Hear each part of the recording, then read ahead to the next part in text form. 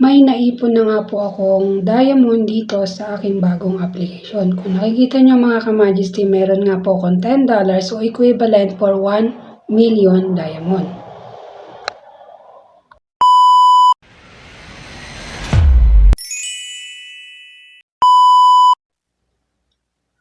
Hello everyone! Hello po mga ka-Majesty and welcome to Erling's Vlog. So today, meron na naman tayong bagong application na isi-share sa inyo. So ito yung kalalabas lang mga 5 days ago, mga ka-Majesty. So una, pupunta muna tayo sa Play Store at isi-search po natin dyan ang Dream Party.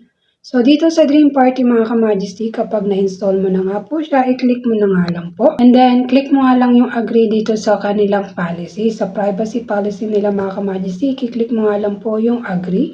And then dito mga ka-Majesty ay pwede po kayo mag-login sa Google or Facebook. Or kung may account na po kayo, i-click mo nga lang po yung account and login na po kayo. And then dito mga ka-Majesty, ilalagay nyo nga lang po kung kayo po ang male or female. And then, lalagay nyo rin po yung age. And then, country, tap nyo lang po yung arrow dyan sa may gilid. And then, search nyo lang po ang Philippines. At kapag natapos nyo pong i-sign mga ka-Majesty, ay i-click nyo nga lang po yung continue. And then, ngayon mga ka-Majesty, kapag nakapasok ka na sa application, i-click mo ngayon yung allow. Pero para makita mo po lahat ng mga notification dito sa application, and then mag-check-in ka na nga po. So dito po ay may nakukuha mga dito po may nakukuhang game coin sa pag-check-in nyo daily. And then mga ka-Majesty, pag nakapag-check-in na po kayo, kailangan nyo po dito mag-verify. So hindi nyo po makiklaim yung task nyo just in case na hindi kayo verify dito sa application. And then mga ka-Majesty, dito po sa My Center, kung nakikita mo itong aking dashboard, ito po sa My Center mga ka-Majesty, dito po mag-a-apply ng host or kung gusto mo naman ng agency. So mamimili ka po dito mga ka-Majesty kung alin po yung gusto mo. So dito sa Become Host mga ka-Majesty, become a Dream Party host and earn big, 70% give here nga po siya. And wala po siyang target sa first week. Non-target bonus for the first week, 3.5 basic salary, daily bonus, $36, up to $36. So, click nyo lang po yung apply dyan sa baba. And then, itatype nyo nga po yung ID ng agency yung pag-joinan nyo dito. And click nyo po yung bind. And then mga ka-Majesty, kapag na-click nyo na nga po, lalabas na nga po dito yung 25,000 per hour, yung salary or subsidy bonus. And then kung gusto nyo naman po na agency mga ka-Majesty, 70% gift share din po siya. Agency commission ay 20% at daily bonus up to $50.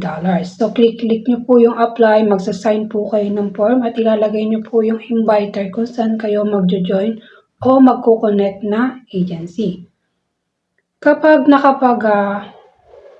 apply na kayo ng host, ay dito nga po sa host task mga ka-Majesty, makikita yung task. Host on mic for 1 hour is 25,000.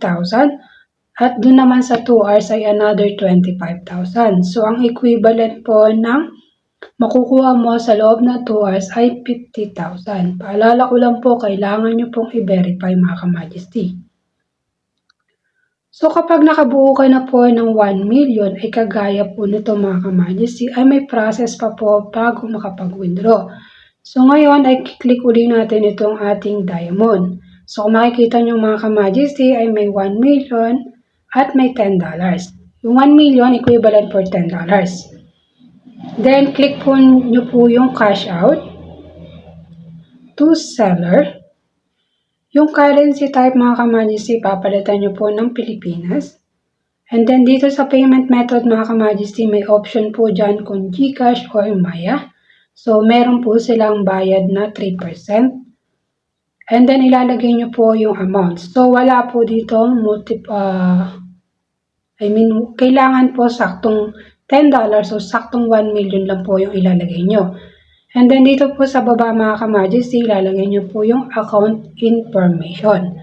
So dito sa account mga ka-Majesty, number ng GCash po yung ilalagay. And then sa first name yung pangalan at yung family name yung apelido. And then kapag nakapag-sign up na po kayo mga ka-Majesty, click nyo lang po yung withdraw. And then click nyo yung confirm.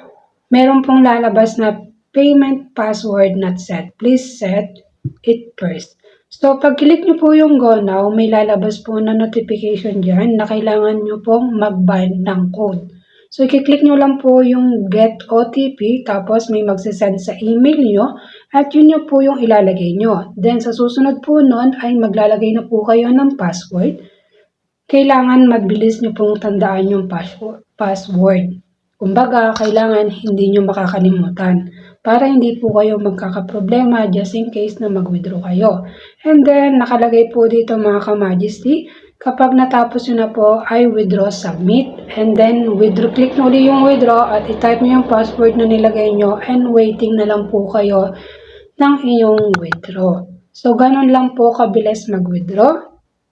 And then, waiting po kayo mga ka-Majesty kung anong oras darating. Within 24 hours, darating po yung withdraw nyo. And then, kiklik nyo nga lang po yung collection confirmation para ma-receive agad ng coin seller yung coins na winidraw nyo. So, ito po yung aking proof of withdraw dito sa Dream Party. Thank you for watching.